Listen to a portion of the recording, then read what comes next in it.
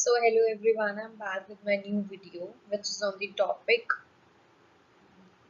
as you all know that we have started with banking. So in banking we have covered commercial bank only till now, and now we are going to discuss about what central bank. So we have started with money and banking unit, and we have seen that how the barter system, initially the barter system was there, and then after that money came into the market, and we have discussed the whole money structure, that what is money supply and what is the money multiplier process, and the whole about money. Okay, money only.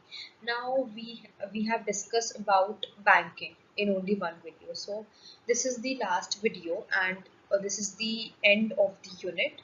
We can say that the central bank ends the money and banking unit. So we will be discussing the central bank only in this video, and after that I'll make another video for the questions, or we can say for the question bank, so that you can revise the whole concept and then watch that video after the revising the concept, so it will be easy for you guys to recall the things by seeing the questions and answering it by yourself. Okay, so let's begin with the topic. So yeah, let's see that what is the definition of central bank. So central bank is what here it is written that it is an apex body. ठीक है. So the main body हो गई एक तरीके से, ये central bank जो है उसके अंडर सारे banks जो जितने भी commercial banks होते हैं, they act as per the instructions of the central bank only. And in India, the Central Bank of India is RBI, okay, Reserve Bank of India, we can say. Central Bank is an apex body that regulates, operates and directs entire banking and monetary structure of the country. ठीक है. So central bank क्या हो गया, जो कि banking, entire banking structure हो गया, कितना repo rate रहेगा, कितना बैंक रेट रहेगा, ओके, एंड कितना रिजर्व आपको रखना है. The commercial bank have to keep reserve ना, some we have discussed in the commercial bank video as well, that commercial bank have to keep some reserve. Okay, so the all the reserves that has to be kept by the commercial bank as per the which is as per the order or prescribed by central bank only. So yeah, अब जैसे हमारे घर पे हम देख सकते हैं, अगर हम एग्जांपल लेना चाहें तो हमारे फादर होते हैं, वो कमाते हैं, तो क्या होता है उनके मतलब एज पर हिज इंस्ट्रक्शन सारा काम होता है. अगर हम एक तरीके से देखें, घर पे कोई बड़ा होता है तो उनके अकॉर्डिंग सारा काम होता है. तो सेंट्रल बैंक क्या हो गया, हेड हो गया. Okay, central bank is what, it is a head, जिसके अकॉर्डिंग और जिसकी इंस्ट्रक्शंस पे सारे कमर्शियल बैंक काम करते हैं और सारा मॉनेटरी बैंकिंग स्ट्रक्चर चलता है कंट्री का. ओके, सो आरबीआई कब एस्टैब्लिश हुआ था, अप्रैल 1 1935 को, जब एक्ट पास हुआ था रिजर्व बैंक ऑफ इंडिया. तो 1 अप्रैल 1935 में ये एस्टैब्लिश हुआ था, और एक्ट का पास हुआ था इसके लिए इन 1934, तो एक साल बाद ये हो गया establish. Okay, so I hope that the definition is clear, and the example which I have taken is also, it is much easier for you guys to understand or correlate with the topic. Okay, so let's move further. So let's discuss about the functions of central bank, that what is the central bank function and what central bank do. So there are 5 functions of central bank. First is currency authority. Okay, then is banker to the government. Okay, government को भी पैसे provide करता है. Bankers bank and supervisor, मतलब सारे banks के ऊपर supervision भी रखता है कि कैसे वर्क कर रहा है, और controller of money supply and credit control भी करता है ये. ओके, मनी सप्लाई हमने देखा है कि रिजर्व बढ़ा के या तो रेपो रेट बढ़ा देगा, वो सब हम अभी डिस्कस करेंगे. ओके, और फिर है custodian of foreign reserve. So let's see the functions one by one. So first we'll begin with what, currency authority. So currency authority means क्या हो गया कि सेंट्रल बैंक के पास ही अथॉरिटी है करेंसी इशू करने की. ओके, सो हम इसको डिस्कस करते हैं, it will be more clear after seeing the definition. So currency authority और बैंक ऑफ इशू की जो आरबीआई होता है वो नोट्स इशू करता है, और जो आरबीआई बनाता है नोट्स, ओके, प्रिंट करता है, वो एज पर दी गवर्नमेंट इंस्ट्रक्शंस होते हैं कि हाँ अब आप इतने पैसे यूनिट प्रिंट कर सकते हो, ओके। और आरबीआई क्या करेगा, RBI has the authority to issue currency in India, paper currency, okay. Paper currency वो इशू करता है except 1 rupee note and coins which is issued by home, ministry of finance. तो 1 रुपी नोट और जो coins होते हैं वो कौन इशू करता है, मिनिस्ट्री ऑफ फाइनेंस करता है। Only these are issued by ministry of finance and all other paper currency is issued by home, RBI, the reserve bank of India, okay. For India it is only RBI, okay, and for the other countries it could be another name. So the you can say that the common name for the RBI or for the other countries is only the central bank, so which is the head bank, okay. All currency issued by the central bank is its monetary liability. Central bank is obliged to back the currency with the assets of equal value to enhance the public confidence is paper currency, okay. सो जितने भी central bank की monetary liability भी होती है कि central bank जो है वो करेंसी को वापस भी करे with the assets of equal value, ताकि पब्लिक का भी कॉन्फिडेंस बना रहे ना कि नहीं, अगर हमने सिक्योरिटी मान लो दी है, ओके, और सिक्योरिटी परचेज किया, हमने पैसे इन्वेस्ट किए, तो हमें उसका भी पे बैक मिलना चाहिए, ठीक है। तो क्या होता है, कमर्शियल बैंक क्या करती है, वो हर चीज़ आरबीआई के उससे करती है, ठीक है। मतलब ये नहीं कि एकदम स्टेप टू स्टेप, अगर पॉइंट टू पॉइंट नहीं हमें इसको लोन देना चाहिए, ऐसा कुछ नहीं, बट जो मेन डिसीजंस होते हैं दे first go to the RBI, okay, and then RBI decides something that the commercial bank have to do according to the steps, and the commercial bank did so, okay. So yeah, so I hope that the currency authority function is clear, that the RBI has the sole authority to issue currency in India, ठीक है, and except what, except 1 rupee note and the coins, which is issued by whom, which is issued by the Ministry of Finance. So what is the advantage of sole authority of note with RBI, कि अगर RBI you कर रहा है, ठीक है, मान लो उसने issue कर दिया, तो सिर्फ आरबीआई को क्यों है और क्या एडवांटेज है उस चीज का।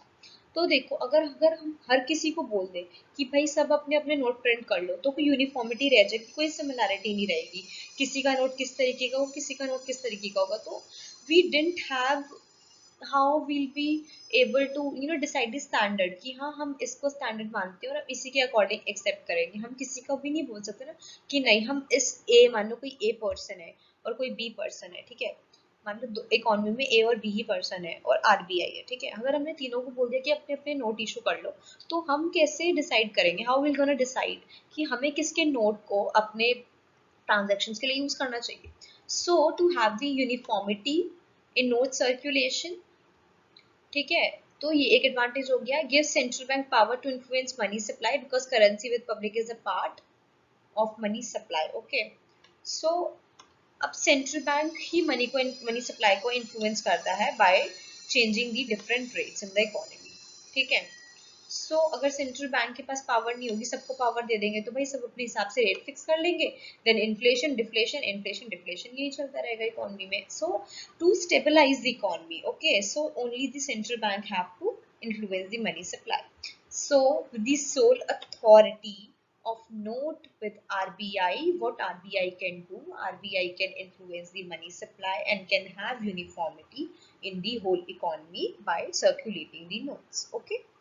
So the third point is enables government to have supervision and control over the central bank with respect of issue of notes. So अब सेंट्रल बैंक भी ये नहीं कि जितने चाहे नोट इशू कर दे, गवर्नमेंट भी पूरा बजट बनता है, सब कुछ देखते हैं, हमें इतनी ज़रूरत है, इतनी इकोनॉमी में ज़रूरत है, ठीक है, इतनी मनी हमको चाहिए, तो उस हिसाब से नोट प्रिंट होते हैं, ऐसे नहीं कि होते जा रहे हैं होते जा रहे हैं।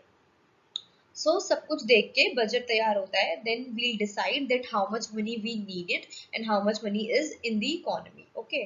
सो how can we can how can we get from the economy the money, okay, and how much money we have to print. So according to that, government prescribe करता है central bank को कि yeah, you can issue that amount of notes. Okay. So government supervision रखता है central bank commercial bank पे और government central bank पे. So after that, the fourth point is what it is ensures public faith in the currency system. अब public को भी होगा ना कि हाँ, अगर हम पैसे लगा रहे हैं तो हमें पैसे रिटर्न में भी मिल रहे हैं और हमारी इकोनॉमी स्टेबलाइज है, मतलब our economy is in good hands. So government should be correct and decides that how much money we have to print and how to stabilize our economy. So with this sole authority of note, the uniformity is there, the money supply influence is there. Okay, and the government is having supervision on the central bank. तो ये नहीं है कि हमने बोल दिया central bank को कि यार यू कैन इशू नोट्स और सेंट्रल बैंक करती जा रही है, नोट इशू करती जा रही है, तो पब्लिक का फेथ भी होगा कि अरे गवर्नमेंट, हमारी गवर्नमेंट कैसी है, हमारी गवर्नमेंट ने बोल दिया है, और कोई मतलब एक ये हो जाएगा कि हाँ, हमारी कोई सुनने वाला नहीं है, तो उस तरीके से क्या होगा कि पब्लिक का फेथ नहीं रहेगा हमारी इकोनॉमी पे, हमारी गवर्नमेंट जो होगी उस पे, और जितना भी होल मनी स्ट्रक्चर है उस पे, कि हमारी इकोनॉमी को कोई चलाने वाला नहीं है ढंग से, और हम क्यों अपने पैसे लगाएं, ठीक है, तो हमारा नुकसान ही होगा. सो हर चीज, everything has to be in a right direction so that public faith भी बना रहे, गवर्नमेंट भी अच्छी हो, स्टेबलाइज हो इकोनॉमी. अनलेस एंड अनटिल कोई अनसर्टेनिटी नहीं आती है, तब तक इन्फ्लेशन डिफ्लेशन नहीं होगा. Otherwise, our economy should be stabilized. So to ensure public faith in the currency system, this is the advantage of sole authority of note with RBI. ठीक है. So अब क्या होगा, एक तरीके के नोट इशू हो रहे हैं, ठीक है, एक तरीके का स्टैंडर्ड सेट हो गया, तो क्या होगा, पब्लिक को भी फेथ होगा कि हाँ भाई, हमें इसी पैसे को मानना है, this is legal tender and this is what, this is law approve. Okay, कि हाँ, लॉ ने अप्रूव किया हुआ है एंड हमें इसी नोट को एज अ फॉर ट्रांजैक्शंस हमें यूज करना है. Okay, so help in stabilization of internal and external value of currency. So we have discussed this as well, that stabilization is very important aspect in the economy as well. So अगर internal external value of currency decline और increase होती रहेगी, कोई stabilize नहीं है, मतलब मान लो कभी तो बढ़ रही है, तो क्या हो रहा है, कभी कम हो रही है, कभी बढ़ रही है, कभी कम हो रही है, कभी बढ़ रही है, तो there is no balance. Okay, balance in the external and internal value of money or currency, we can say. So there should be a stabilized value of currency. If not, then what we can say, that our economy is not good and the RBI is not working well, you know. So yeah, so stabilization is very, very important aspect. So let's move further. Now the other, we can say the other function is what? It is banker to the government. So how it is act as banker to the government? RBI act as a banker, agent and a financial advisor to the central government and all other states government. So as a banker क्या करता है? Money provide करेगा. Banker money provide करेगा, ठीक है? It carries out all banking business of the government, ठीक है? तो अब क्या होता है, सारे जो मनी होती है, अब गवर्नमेंट है, ऐसा तो नहीं है कि हम सिर्फ अपने इंडियन रुपी में ही ट्रांजैक्शन करते हैं. We did foreign transactions as well ना. सो बाहर क्या होता है, एक हमने फिक्स किया हुआ कि dollar will be accepted for all the transaction और ऑल ओवर वर्ल्ड, ठीक है, वर्ल्ड में सिर्फ डॉलर एक्सेप्ट होगा, अभी के लिए तो डॉलर ही है. So as a banker, what central bank do?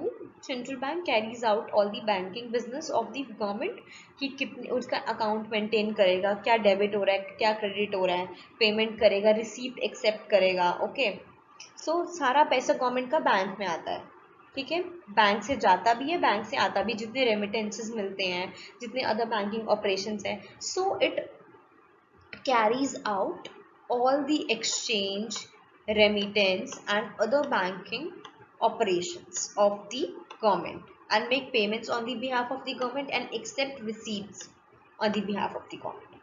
They also give loans to the government for the temporary period and borrows money by selling treasury bills to the central bank. Okay, so government क्या करता है, government के पास अगर security पड़ी है तो वो बोरो भी कर सकता है, लोन भी ले सकता है सेंट्रल बैंक से कि हाँ हम इतने टाइम में आपको लोन वापस कर देंगे। ओके, सो लोन वापस कर देंगे और हमने आपसे सिक्योरिटीज आप हमारी ले लो और हमें पैसे दे दो, अभी हमें पैसे की ज़रूरत है। ठीक है, तो ये बहुत सारे फंक्शन हो गए। एज अ बैंकर ये क्या क्या करता है, मेंटेन करता है करंट अकाउंट ताकि वो उसके कैश बैलेंस रख सके, पेमेंट और रिसीप्ट एक्सेप्ट करता है, और सारे रेमिटेंसेस और एक्सचेंज, फॉरेन एक्सचेंज जो आता है वो सारा कुछ अपने पास रखता है, बैंक में आता है, क्योंकि सारी we have discussed in the money creation process that all the transactions are routed through bank only. देखो अगर हम इकोनॉमी में है तो हम लोग कैश से भी ट्रांजैक्शंस करते हैं, बट फॉर फॉरेन अब हम ये तो नहीं कह सकते ना कि नहीं आप हमसे कैश ले लो, कैश दे दो, या तो गोल्ड में होगा एक्सचेंज या तो बैंक के थ्रू। ठीक है, तो अगर हम बैंक, अगर अभी हम बैंकिंग की ही बात कर रहे हैं, so we are assuming that all the transaction are routed through bank, and what bank do, bank accepts the deposits for from the foreign countries on the behalf of the government and make payments on the behalf of the government to the other countries, or can give loan to the government by okay, so by keeping their treasury bills. Okay, so yeah, that as an agent क्या करता है, has the responsibility of managing public debt। अब debt अगर लिया है आपने public से तो वो भी सेंट्रल बैंक ही उसको मैनेज करेगा। ओके, गवर्नमेंट के बैंक डेट को। सो सेंट्रल बैंक की रिस्पॉन्सिबिलिटीज बहुत सारी है, उसको गवर्नमेंट का भी ध्यान रखना है, मनी सप्लाई भी इन्फ्लुएंस करना है, तो सब कुछ उसको करना है। सो सेंट्रल बैंक के पास बहुत सारी responsibility, and central bank has to you know be cautious. अगर कोई भी गलती होगी तो इकोनॉमी पूरी डिस्टर्ब हो जाएगी। So as a financial adviser वो क्या करता है, RBI advises the government on financial and economic matters, कि आपको यहाँ पे अपनी सिक्योरिटीज रखनी चाहिए या आपको यहाँ पे इन्वेस्टमेंट करनी चाहिए। ठीक है, गवर्नमेंट के पास भी ऐसे पैसे नहीं आते हैं, गवर्नमेंट के पास पब्लिक से आ गए, लोन ले लिया, या फिर फॉरेन कंट्री से मान लो इम्पोर्ट एक्सपोर्ट से जो भी पैसा आया गया। सो क्या होता है, अगर हमको फाइनेंशियल और इकोनॉमिक मैटर्स में अगर हमें एडवाइस चाहिए कि हमें कहाँ पैसे लेने चाहिए, कहाँ इन्वेस्ट करने चाहिए, कहाँ देने चाहिए पैसे, मतलब सिक्योर है कि नहीं, सो फाइनेंशियल एडवाइजर एक्ट करता है वहाँ पे RBI for the central government और स्टेट गवर्नमेंट के लिए।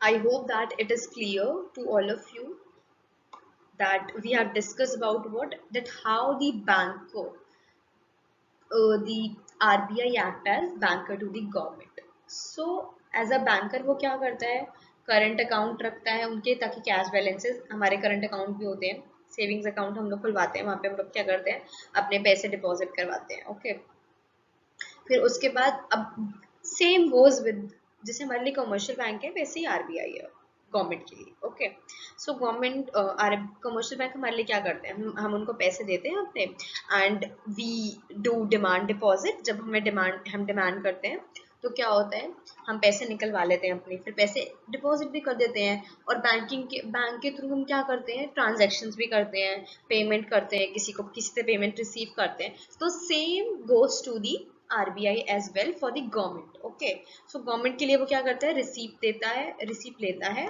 पेमेंट करता है, रेमिटेंसेस लेता है, और जितने भी एक्सेप्ट करता है, मतलब जो जो पैसे आते हैं वो एक्सेप्ट करता है, and if the government has to do any payment then it is done by whom, it is done by RBI only।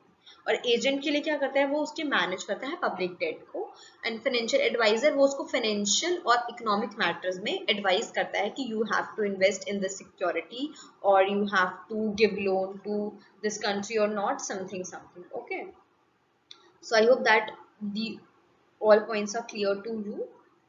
Now let's move further to the next function। Bankers bank and supervisor. अब commercial bank के लिए क्या होता है, अब हमने देखा कि गवर्नमेंट के लिए क्या करता है, अब कमर्शियल बैंक के लिए क्या करता है। RBI act as a banker to the others bank who, commercial bank, for their proper functioning by maintaining the same relationship as the commercial bank maintains with the general public. तो मैंने कहा था कि जैसे ही आरबीआई गवर्नमेंट के लिए act करता है वैसे ही बैंक के लिए करता है, कमर्शियल बैंक्स के लिए करता है। कमर्शियल बैंक का जैसे हमारे साथ रिलेशन है, जनरल पब्लिक के साथ रिलेशन है, वैसा ही आरबीआई का कमर्शियल बैंक के साथ रिलेशन है, मतलब कि आरबीआई इन्फ्लुएंस नहीं करता जनरल पब्लिक के मनी सप्लाई को या फिर मनी जो कैश इन हैंड होता है उसको, but through the commercial bank RBI influences the money supply in the economy. Okay, अगर वो कोई रेट चेंज करेगा तो कमर्शियल बैंक को रेट अपने चेंज करने पड़ेंगे, इंटरेस्ट रेट बढ़ाने पड़ेंगे, घटाने पड़ेंगे, सो उससे क्या होएगा, बोरोविंग इफेक्ट होती है। So we'll gonna discuss that one also, that how the borrowing structure कैसे इफेक्ट होता है by changing the rates. Okay, so first we'll discuss that how the RBI act as bankers and supervisor to commercial banks. So as a banker, to bank, the central bank has three capabilities. First is custodian of cash reserve. Cash reserve is what? It is the minimum amount that the commercial bank have to keep with themselves. Okay, as reserve. अगर कोई भी loan लेने आ गया, मान लो कोई भी एक general public में से कोई भी एक ए पर्सन आ गया मान लो, ठीक है, तो क्या होगा, अब आरबीआई नहीं, कमर्शियल बैंक ये तो नहीं कह सकता कि नहीं मैं आपको पैसे नहीं दे सकता, मैंने तो लोन में दे दिए पैसे सारे। नो, अगर आपने पैसे लिए हैं किसी से तो आपकी लाइबिलिटी बनती है that you have to repay that amount to the person. Okay, so cash reserve उसी लिए होते हैं ताकि आप क्या कर सको, आपने जिससे पैसे लिए हैं, if they are asking for their money so you can give. Okay, आपको देने पड़ेंगे पैसे, आप ये नहीं कह सकते कि नहीं मैंने तो सारे लोन में दे दिए। सो देखो सेंट्रल बैंक क्या करते हैं, अब हमारे पेरेंट्स क्या होते हैं, वो हमारी हर चीज का ध्यान रखते हैं, हमारे पास इतने पैसे पॉकेट मनी के होने चाहिए, इतने स्टडीज के होने चाहिए, और अगर हम कुछ एक्स्ट्रा खर्चा करते हैं तो वो कह देते हैं ना कि नहीं, now the limit is over. So central bank भी एक हेड की तरह एक्ट करता है। सेंट्रल बैंक क्या कहता है, कैश रिजर्व तो तुम्हें रखने पड़ेंगे ताकि तुम्हें, जनरल पब्लिक को भी तो लाइबिलिटी बनती है ना कुछ, तो जनरल पब्लिक को कैसे पैसे वापस करोगे अगर तुम अपने पास ही नहीं रखोगे कैसे। सो कैश रिजर्व उसी के लिए होता है। Okay, so as commercial bank has to keep a certain amount of their deposit as cash reserve with the central bank. In this way, RBI act as a custodian of cash reserve. So commercial bank को RBI के साथ रखना पड़ता है cash reserve. Okay, मतलब इतना RBI ने prescribe किया है, मान लो डिपॉजिट का 40% किया है, so you have to keep 40% of your deposits as reserve and the 60% you can lend and earn interest on that. ठीक है, बोरो करके आप इंटरेस्ट ले लो, तो वो क्या हो जाएगा, कमर्शियल बैंक की इनकम्स होती है। कमर्शियल बैंक तो यही चाहेगा ना कि मैं ज्यादा से ज्यादा लेंड करूँ ताकि मुझे ज्यादा से ज्यादा इंटरेस्ट मिले और मेरी इनकम ज्यादा हो, मेरा प्रॉफिट ज्यादा हो। बैंक का प्रॉफिट होगा तो अगर उनकी इनकम ज्यादा होगी तो उन्हीं के लिए बेनिफिशियल है। बट कमर्शियल सेंट्रल बैंक क्या कहता है, नहीं, अगर हमने जनरल पब्लिक के पैसे लिए हैं तो we have to repay that amount and we are having the liability. Okay, so yeah, that is about the custodian of cash reserve. So these by keeping the cash reserve, okay, with the commercial by the commercial bank with central bank, the central bank act as what, custodian of cash reserves. Okay, so let's move further. Now we have discussed that as a banker the central bank has three capabilities. First we have discussed custodian of cash reserve. Now the lender to last resort. Like अगर कोई एकदम and corner पे है तो उसको बचाना, इस तरीके का ये फंक्शन है, ये कैपेबिलिटी है कह सकते हैं एक तरीके से। सो लेंडर टू लास्ट रिजॉर्ट अब हम कैसे देख सकते हैं, सो यहाँ पे लिखा हुआ when commercial bank are not capable of finding the financial requirements from other resources. मतलब सेंट्रल बैंक क्या, कमर्शियल बैंक क्या करते हैं, मान लो कमर्शियल बैंक के पास बिल्कुल ही पैसे नहीं है, वो अदर बैंक को अप्रोच करेगा, अदर कमर्शियल बैंक्स को, कि हमारे पास पैसे नहीं है, प्लीज अभी हमें लोन दे दो and we'll repay you. Okay, वो हम आपको वापस कर देंगे जब हमारी बैंक की, मतलब हमारे बैंक के पास अमाउंट आ जाएगा अच्छा खासा and we'll in a position कि हम आपको रीपे कर सके, तो वील रीपे इट। बट क्या होता है, कभी कभी दूसरे बैंक्स मना कर देते हैं कि नहीं, we don't have that much money कि वी कैन लेंड, हम आपको लेंड भी कर दे मनी। ओके, और हम अपना बैंकिंग स्ट्रक्चर मतलब अपना बैंक को भी चला ले, तो क्या होगा, जब सारी जगह से फेल कर लेंगे कमर्शियल बैंक, उनको पैसे कहीं से भी नहीं मिल रहे, तो लास्ट ऑप्शन क्या बचेगा उसके पास, वो किसके पास अप्रोच करेगा, सेंट्रल बैंक के पास अप्रोच करेगा. So this is how central bank act as lender to last resort, okay, to commercial banks. So bank क्या करती है, बैंक अपने एसेट्स को डिस्काउंट और बिल ऑफ एक्सचेंज को अप्रूव करवा लेती है, और सिक्योरिटीज होती हैं उनको, उनके जो कमर्शियल बैंक की सिक्योरिटीज होती है वो भी होती है आरबीआई के पास, तो वो क्या करती है, डिस्काउंट करवा लेती हैं और बिल्स ऑफ एक्सचेंज अप्रूव करवा लेती हैं, तो उससे वो लोग पैसे ले लेते हैं अपने, ठीक है. और सेंट्रल बैंक से लोन भी ले सकती है, सेंट्रल बैंक से कमर्शियल बैंक लोन्स लेके और फिर अपने जो फाइनेंशियल कंडीशन है उसको स्टेबल कर सकती है. Okay, so the last capability is what, clearing house. All commercial bank have their bank accounts with RBI, so can settle the claims of various commercial banks against each other by making debit and credit. अब अगर government का central bank के पास account है तो commercial bank का भी होगा, ठीक है. कमर्शियल बैंक के रिजर्व्स भी तो उसी के पास रहते हैं. सो क्या कर सकती है, सेंट्रल बैंक के पास पावर है. मान लो किसी कमर्शियल बैंक ने दूसरे कमर्शियल बैंक को, ए कमर्शियल बैंक ने बी कमर्शियल बैंक से पैसे लिए, उसने नहीं वापस किए, सेंट्रल बैंक के पास अप्रोच करते हैं कमर्शियल बैंक भी कि हमारे पैसे वापस तो किए नहीं कमर्शियल बैंक ने, तो वो सेटल कर सकता है क्लेम्स को. कमर्शियल सेंट्रल बैंक के पास पावर होती है कि वो सेटल करेगा क्लेम्स को by making debit and credit entry in their accounts, ठीक है. सो ऐसे वो क्लियरिंग हाउस, मतलब क्लियर कर देता है डेट को, क्लेम क्लियर करना, तो क्लियरिंग हाउस की तरह एक्ट करता है. और सेकंड कैपेबिलिटी क्या थी, lender to the last resort. Okay, so these are very easy if you know just read it once. So आपको समझ में आएगा कि दे आर, मतलब यू कैन कोरिलेट, हमने ये सब चीजें अपने रियल लाइफ में भी एक्सपीरियंस की होती है, and we can correlate with the example कि हेड कौन होता है हमारे घर में, वो सारा सिस्टम हमारा घर पूरा चलाते हैं. या फिर हम अपनी मम्मा को देख सकते हैं कि वो भी एक हेड की तरह ही वर्क करती है, सारा घर संभालती हैं. तो इंटायर मॉनेटरी एंड, मतलब जो हमारा घर का स्ट्रक्चर होता है, अगर वो हमारे बड़े चला रहे हैं तो हमारे इकोनॉमी का जो बैंकिंग और जितना भी मॉनेटरी स्ट्रक्चर है वो क्या चला रहा है, सेंट्रल बैंक चला रहा है. सो हम हर कुछ को रिलेट कर सकते हैं अपनी रियल लाइफ से, and we'll see that how easy it is to grasp the things. Okay, so the another function is this, in the bankers bank to the government is as a supervisor. अब ध्यान कैसे रखता है, bank के ऊपर supervision भी बहुत जरूरी है कमर्शियल बैंक के ऊपर. ऐसा तो नहीं है कमर्शियल बैंक भाई अपनी मनमानी चलाते रहे, नहीं, कमर्शियल बैंक के पास कोई पावर नहीं है कि वो इन्फ्लुएंस कर सके मनी सप्लाई को, या फिर वो जो चाहे वो मर्जी करे, रिजर्व रखे ही ना, सारा बैंक सारा मनी लेंड करते डिपॉजिट का, ऐसा नहीं होता. सो सेंट्रल बैंक को सुपरविजन भी रखना पड़ता है, जैसे नजर रखते हैं ना. सो कमर्शियल बैंक के ऊपर नजर कौन रखता है, सेंट्रल बैंक. सो एक्सपेंशन करवाता है कमर्शियल बैंक्स का, ठीक है. और अगर किसी कमर्शियल बैंक को अगर मान लो डिसॉल्व होना है तो वो भी डिसॉल्व हो सकती है. RBI act as supervisor by doing expansion of commercial bank and the returns filed by them, ठीक है. तो सारा सुपरविजन रखती है, क्या क्या डिपॉजिट रख रही है, क्या रिजर्व रख रही है, नहीं रख रही है, कितना लेंड कर रही है, कितना इंटरेस्ट चार्ज कर रही है, सब कुछ सेंट्रल बैंक सुपरवाइज करता है, ऑर्डर करता है, प्रेस्क्राइब करता है that you have to do this, you have to act under the instructions of the instructions which is made by the central bank. Okay, and if you want to do any expansion तो approval चाहिए होता है RBI का. ऐसे नहीं कि इस commercial bank expand करना चाहता है उसने दूसरी ब्रांच खोल ली, ऐसे नहीं होता है. अगर कैपेबिलिटी होगी उस बैंक की तो ही सेंट्रल बैंक अलाउ करेगा, अप्रूव करेगा.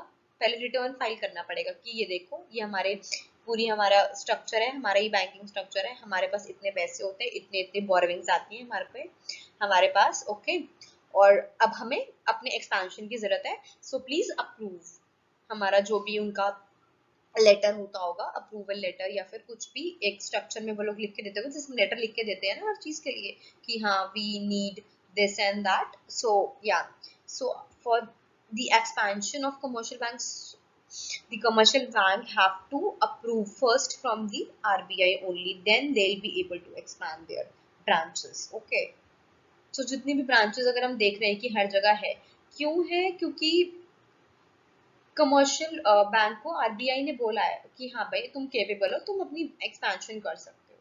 सो कमर्शियल बैंक तब तक केपेबल नहीं होगा जब तक कि आरबीआई प्रिस्क्राइब नहीं करता कि हाँ तुम अच्छे पोजीशन में हो और एक्सपेंशन करवा सकते हो, otherwise they won't be able to expand. Okay, now the controller of money, credit and supply. Okay, so इसके भी काफी सारे मेथड होते हैं कि कैसे कैसे मनी सप्लाई कंट्रोल होती है. So I have written, I have presented in a chart. First is flow chart. First point in the flow chart is repo rate. Then it is bank rate, open market operations, legal reserve requirement and margin requirement. So हम ये सब one by one discuss करेंगे. ये function है central bank का, और central bank अब कौन कौन से मेथड ऑप्ट करता है सेंट्रल बैंक मनी सप्लाई को कंट्रोल करने का. So we're gonna see that. Okay, so let's move further to see how central bank influence or controls money supply and credit in the economy.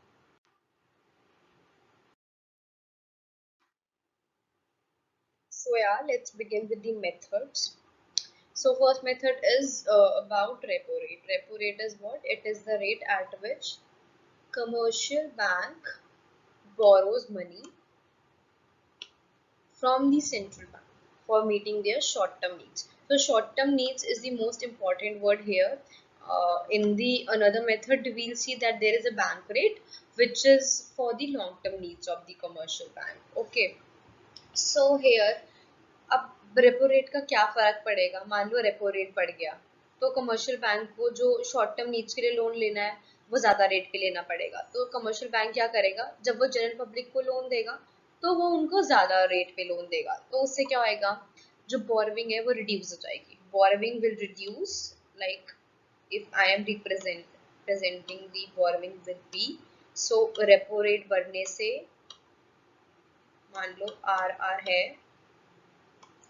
बढ़ गया. Okay, repo rate increase हुआ, borrowing बढ़ जाएगी, not borrowing, sorry borrowing नहीं बढ़ेगी, borrowing reduce हो जाएगी. Okay, it will reduce, interest rate और repo rate will increase, so borrowing will reduce. ठीक है, सो यहाँ पे मैंने दिखाया हुआ है. Okay, let's C.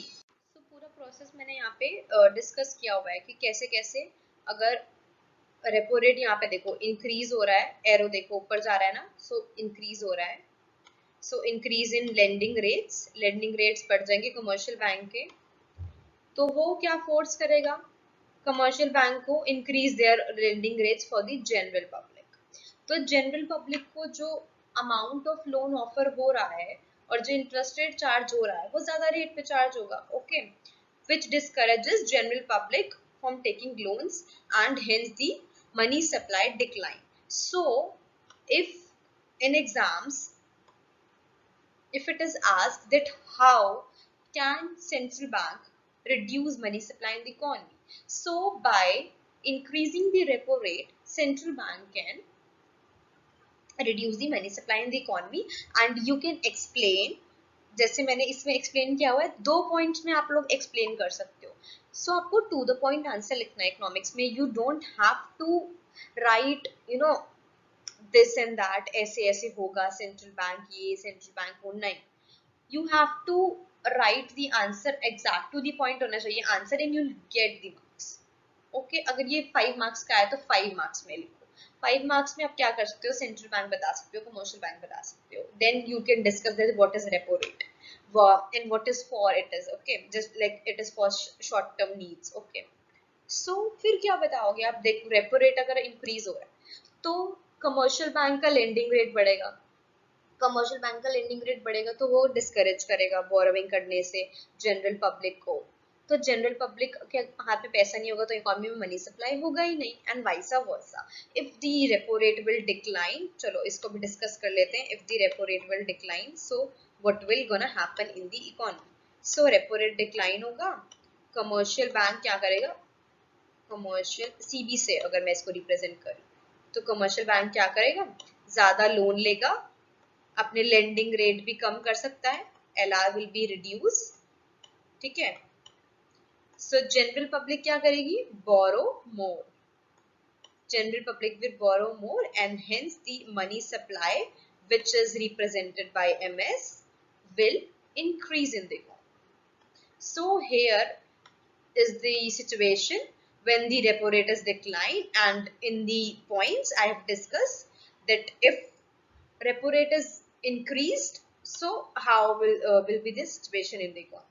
Okay, so I hope that it is clear, and if you have any doubts you can comment, okay, that I am having this doubt and that doubt in the certain point or certain topic. I'll explain it to you, and I can make a video on the doubts as well. Okay, now after the repo rate there is an another rate which is reverse repo rate. अब repo rate का उल्टा होगा इसमें, ठीक है, मैंने लिखा भी है अपोजिट ऑफ रेपो रेट या सो ऐसा एग्जाम में मत लिख के आना कि अपोजिट हो जाएगा रेपो रेट का. We have to explain it very you know presentably, हमें हर चीज को एक्सप्लेन करना है. So the rate at which RBI borrows money for from commercial bank. Okay. So yeah, अब ऐसा जरूरी तो नहीं है ना कि अगर कमर्शियल बैंक ही हमेशा लोन ले, आरबीआई को भी तो जरूरत पड़ सकती है. So yeah, how the reverse repo rate is all about the RBI. So how the RBI borrows money from the commercial bank and at what rate the, ऐसे ना आपको एक fill in the blanks में भी आ सकता है 1 mark question that कि कौन सा रेट है जिसपे आरबीआई बोरो करती है कमर्शियल बैंक से मनी. अब हम तो सोचेंगे कि नहीं हमने तो सिर्फ कमर्शियल बैंक के बारे में पढ़ा है, नहीं कमर्शियल बैंक को जरूरत पड़ती है पैसे. ऐसा नहीं होता है, कभी कभी आरबीआई को भी जरूरत पड़ सकती है. So they can also borrow money from the commercial banks, and at what rate? At the reverse repo rate. The RBI uses reverse repo rate in case of excess money supply of money in the banking system. अगर मान लो money supply है, excess money supply economy में, so reverse repo rate use करेंगे जो RBI है. Okay, commercial bank से पैसे ले लेंगे borrow की, we need money, so please give us loan, and अब हमारे से रेट ये ले लो, रिवर्स रेपो रेट मतलब जो भी होगा वो चार्ज कर लो और आप रिवर्स रेपो रेट ले लो और फिर मनी सप्लाई रिड्यूस हो जाएगी. सो ये भी एक you know this is a method, another method to decline money supply in the economy, or we can say to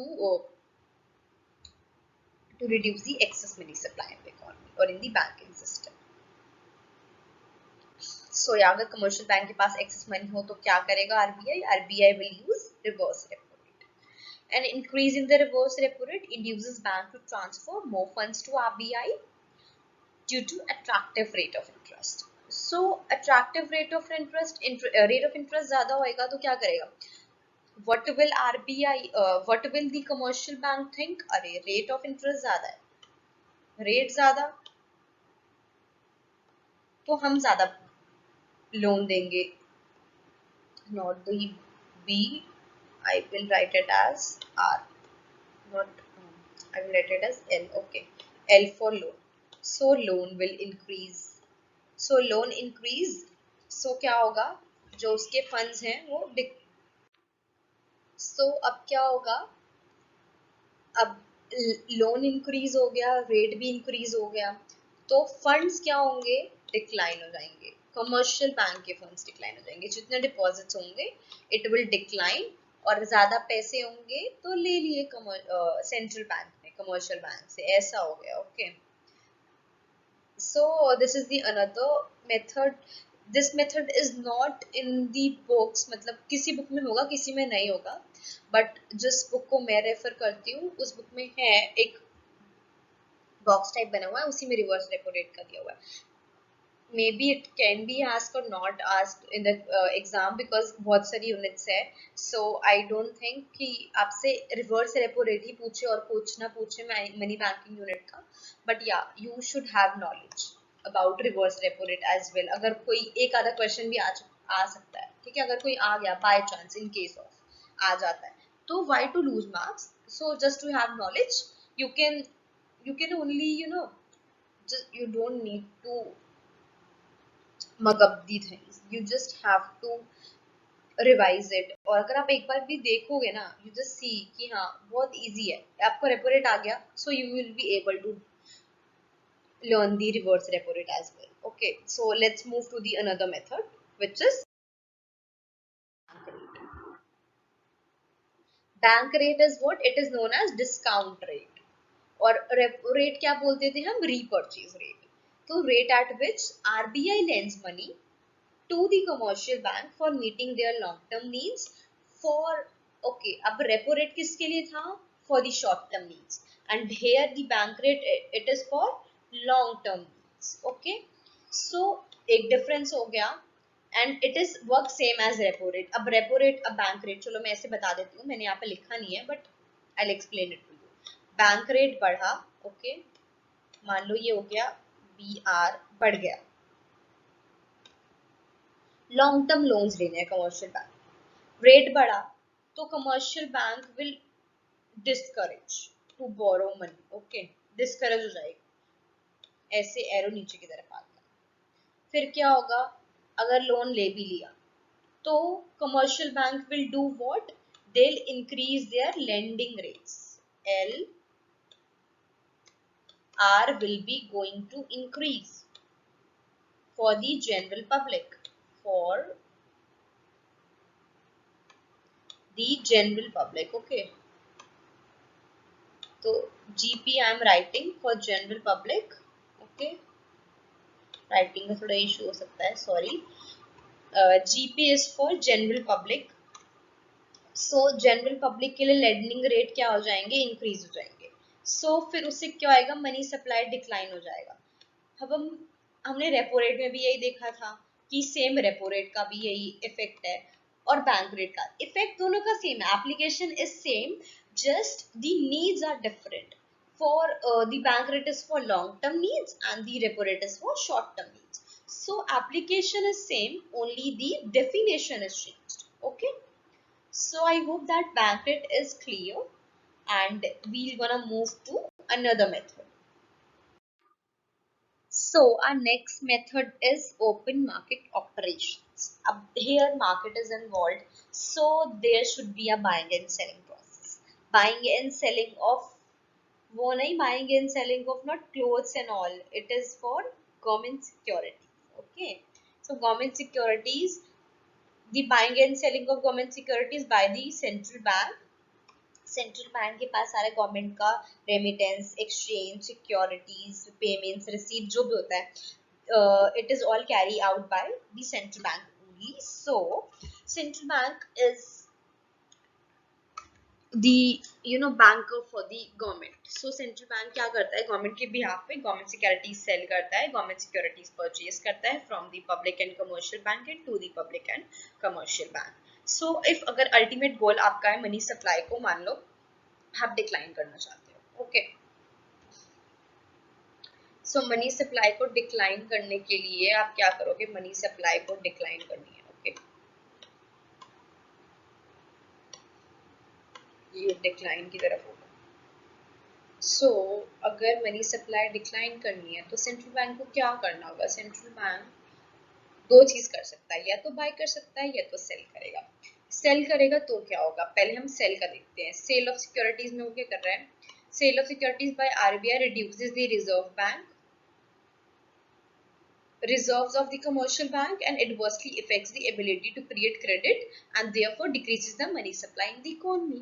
Purchase of securities will gonna have reverse effect on the economy.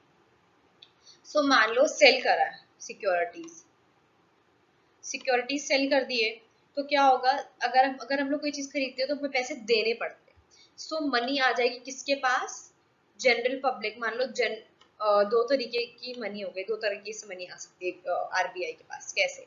एक तो general public, और I am writing it as GP, और एक commercial bank से CB. Okay, या तो commercial bank लेगी securities या तो जनरल पब्लिक लेगी, दोनों भी ले सकते हैं, बट अगर हम किसी एक की बात करते हैं चलो तो जनरल पब्लिक ले ले, तो जनरल पब्लिक का पैसा चला गया तो इकोनॉमी में money supply will decline. Okay, so money supply will decline, and so how many supplies decline? By selling the securities. अगर मनी सप्लाई बढ़ाने का है गोल हमारा, तो हम क्या करेंगे? परचेज कर लेंगे. परचेज करेंगे कोई चीज. अगर मान लो मैं सेलर हूँ, ठीक है, जनरल पब्लिक सेलर है, सेंट्रल बैंक मुझसे खरीदती है, तो मैं परचेज करूंगी तो मुझे पैसे मिलेंगे और मैं क्या करूंगी? उसको अपने कंजम्पशन के लिए यूज करूंगी. सो कंजम्पशन के लिए यूज करूंगी तो क्या होगा, इकोनॉमी में मनी सप्लाई बढ़ जाएगी। सो मनी सप्लाई बढ़ जाएगी परचेज करने से, और सेल करने से डिक्लाइन हो जाएगी। परचेज से बढ़ेगी मनी सप्लाई, और सेल करने से क्या होगी, डिक्लाइन हो जाएगी। I hope that it is clear to you. Open market operation क्या होता है, ओपन मार्केट ऑपरेशन में बाइंग एंड सेलिंग क्या होता है, बाइंग एंड सेलिंग से मनी सप्लाई कैसे इंक्रीज और डिक्रीज होती है। So if you have any doubts, you are free to ask me. Okay, next we can see the another method. Let's see conditions for the success of market, open market operations. अब success क्या हो सकती है, buying and selling तो सोच लिया करेंगे हम लोग, चलो बाइंग एंड सेलिंग, पर कैसे, उसको इम्प्लीमेंटेशन भी तो अच्छा होना चाहिए। नहीं, कोई भी मार्केट में थोड़ी हम लोग खरीद लेंगे जाके। This is not the market of clothes, slippers and bottle कि आप यहाँ से जॉब परचेज कर लो, नहीं बाद में चेंज हो जाएगा, कोई बात नहीं। पैसे यू हैव टू इन्वेस्ट, पैसा मनी आजकल दी मोस्ट इम्पॉर्टेंट थिंग, किसी की जान से, मतलब जान से भी ज़्यादा नहीं, बट आजकल लोगों को पैसा बहुत इम्पोर्टेंट है। सो इसका सक्सेस होना बहुत ज़रूरी है। अगर इस मेथड का सक्सेस नहीं होगा तो you will not be able to influence the money supply, the central bank will not be able to influence the money supply. So क्या क्या कंडीशंस हो सकती है, there should be exist a well developed and organise security market. अगर market ही secured नहीं होगी या फिर ऑर्गेनाइज नहीं होगी तो क्या कमर्शियल बैंक या फिर जनरल पब्लिक खरीदेगी सिक्योरिटीज, नहीं खरीदेगी, ना परचेज करेगी ना सेल करेगी। उसके पैसे जाएं या चलो आने वक्त तो चलो कोई नहीं, वो खरीद भी ले बेच भी दे अपने सिक्योरिटीज, बट जब उसको परचेज करना है तो वो देखेगी ना मार्केट रेप्यूटेटेड है कि नहीं, जिसकी मैं सिक्योरिटीज ले रही हूँ वो वेल सिक्योर्ड है या फिर वेल ऑर्गेनाइज्ड है कि नहीं। So there should be exist a well secured and organized market. The reserve bank of commercial reserves of the commercial bank should be affected with the sell of purchase of securities। अगर effect नहीं हो रही है तो कोई फायदा नहीं है इसका इम्प्लीमेंटेशन का, बाइंग एंड सेलिंग का। 2-2 रुपए की सिक्योरिटीज ले लो आप, मतलब आती नहीं है ऐसे, बट फिर भी एक just to take an example, just to suppose कि 2 रुपए की सिक्योरिटीज ले लो, 2 रुपए से थोड़ी कमर्शियल बैंक इन्फ्लुएंस हो जाएगा, नहीं होगा, करोड़ में डिपॉजिट होता है। तो इतनी आसानी से इन्फ्लुएंस करना, इट्स नॉट दी चुटकी बजाई हो गया, ऐसा नहीं होता है। You have to apply the strategy effectively so that you will be able to influence the money supply. Then the next condition is what? The central bank should hold adequate security to influence the money supply in the economy. Central bank के पास भी तो security होनी चाहिए। मान लो करनी है तुम्हें money supply कम और फिर तुम्हारे पास सेल करने को ही नहीं है कुछ भी, तो क्या होगा उससे? जब सेल करने को नहीं है तो मनी सप्लाई इन्फ्लुएंस ही नहीं होगी। हम एक या फिर दो जनरल पब्लिक को, एक जनरल पब्लिक ने खरीदा, ठीक है, मान लो पर्सन ए ने खरीदा, इकोनॉमी में तो कितने लोग होते हैं, लाख्स करोड़ में लोग होते हैं। सो इकोनॉमी को इन्फ्लुएंस करने के लिए या फिर इकोनॉमी की मनी सप्लाई इन्फ्लुएंस करने के लिए वी हैव टू होल्ड, और RBI have to hold adequate amount of securities to influence the money supply. Okay, the last point is there should not be frequent fluctuations in the value of the, fluctuations होती रहेंगी तो faith नहीं होगा general public का कि नहीं इसके price तो घटते बढ़ते रहते हैं, मान लो मैंने खरीद लिया कल मुझे सस्ते में मिल रही हो, और तो एडिक्वेट frequently fluctuation नहीं होते, there should be a stability. Stability is most important, S word is most important in the economy, stability, S for stability, MSB money supply, तो हर चीज S। So yeah, there should be a stabilized economy. If the value of the government security is not stable, then you will not be able to apply, or you'll not be able to succeed in the open market operation method. Okay, so I hope that the conditions are clear to you all. The next method we're gonna discuss. Let's see the method. So the another method is legal reserve requirement. So LRR का हमने पहले भी discuss किया हुआ है in the money multiplier process. So let's see the expansion or in depth what is LRR. Okay, the variable reserve ratio method, it is also called variable, मतलब change होता है, जो वेरी करता है. The commercial banks are obliged to maintain reserves, maintain करने ही पड़ेंगे, otherwise central bank नहीं चलने देगा. Quick and direct method for controlling credit power, इसको इसमें कोई वो नहीं है सेल करवाओ परचेज करवाओ, nothing is involved. You have to, the central bank specifies that you have to keep this amount of reserve, then you have to keep. Commercial bank को रखने ही पड़ेंगे. इतनी परसेंटेज फिक्स कर दो, अपने आप मनी सप्लाई कंट्रोल हो जाएगा. जब लोन ही नहीं दोगे, लोन ही कम दोगे, तो मनी सप्लाई रहेगा ही नहीं इकोनॉमी में. So it is the easiest method, है ना. So let's see, banks have to maintain two kinds of reserves, or two reserves on two account. First is it is CRR, एक तो अपने पास रखता है, और एक RBI के साथ. जो RBI के साथ रखेगा सो वो होगा कैश रिजर्व, और जो अपने पास रखेगा with themselves it is statutory liquidity reserves. Liquidities which is readily convertible into cash. Cash reserve ratio, minimum percentage of net demand and time liabilities. अब जो आपने पैसे लिए हैं उसकी लाइबिलिटी होगी, डिमांड कर सकते हैं general public. So net demand and time liabilities which commercial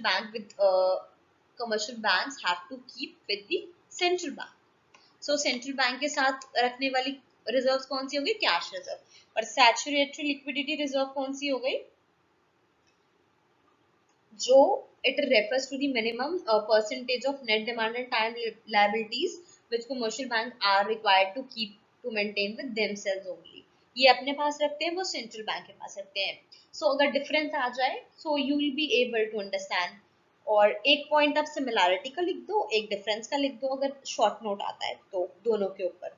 सो आप ऐसे अगर इकट्ठे आ गया तो आपके पास बहुत अच्छा ऑप्शन है. आप दोनों में डिफरेंस भी दिखा सकते हो, सिमिलैरिटी भी दिखा सकते हो, और आपको बता भी सकते हो आप, ठीक है, कि कैश रिजर्व ये होता है और सैचुरेटरी लिक्विडेटर रिजर्व ये होता है. Now this is the last method and the end of the functions of central bank. It is margin requirement. Margin requirement अब क्या होता है? The difference between the amount of loan and market value of the security offered by the borrowing against the loan. ठीक है. And it is fixed by RBI. हमें पता है कि RBI फंक्शन चल रहा है तो obviously RBI ही fix करेगा. Okay. So for example, if RBI fixes the margin 40%, then commercial banks are allowed to give a loan only up to 60% of the value of the security. अब ये margin जो है ना, अब कोई भी अगर कोई seller होता है तो वो अपना margin देख के ही तो पैसे लेगा. तो क्या करेगा? मान लो 120 की चीज ली है, मेरा कितना मार्जिन बच गया, मुझे भी तो पैसे अर्न करने हैं, मुझे भी तो प्रॉफिट चाहिए, तो मैं उस सिक्योरिटी को आपको ज्यादा प्राइस में बेचूंगी. ठीक है. या तो क्या करूंगी, थोड़े पैसे अपने पास रख लूंगी, या फिर जितने से कि भी कम, मतलब ये होगा कि हर कोई अपना प्रॉफिट देखना चाहता है, तो हर कोई अपना मार्जिन देखता है कि मुझे इतना मार्जिन रखना चाहिए इस प्रोडक्ट के लिए. सो ऐसे ही सिक्योरिटीज के लिए भी मार्जिन रखे जाते हैं. सो मार्जिन रिक्वायरमेंट सिक्योरिटीज के लिए होता है. It is the difference between the amount of the loan which is given against the security and the market value of that security. मान लो 60,000 की चीज है, तो अगर आप उसको 60,000 की मार्केट वैल्यू है मान लो किसी चीज की. Okay. Market value is MB is 60,000. आप लोन दे रहे हो 40,000 पे, आपको भी तो कोई बेनिफिट चाहिए, लोन ऐसे थोड़ी दे दोगे फ्री फंड में. सो 20,000 का आप भी मार्जिन रख रहे हो.